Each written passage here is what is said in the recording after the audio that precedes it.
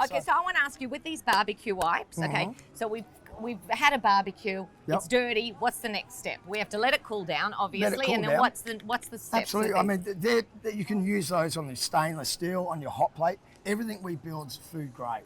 So every one of those That is extremely important. Every one of those products, food grade. It's a great degreaser. It's still got the nodules on it. Yes. And that's the difference between us and the leading brand. We're not using PET nodules. Yes. They'll break down in landfill in 180 days.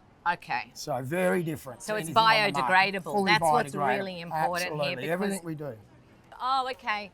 Okay, so this obviously, was this your first product? It was. Okay, carpet spot cleaner. Okay, tell me a little bit about this. So I cleaned carpets for 30 years. My family owned a business for 56 years. Okay, you have no idea how much meeting somebody like this, I'm like, oh, he gets me. He totally gets me. He totally gets me. Yeah, I'm passionate about my cleaning too. Let me assure you. And you're passionate about his carpet. And my carpet. This was our flagship product. Yes. So I built the SpotGo range thinking I was going to build one product, which was that, to sell to my carpet cleaning customers. Okay.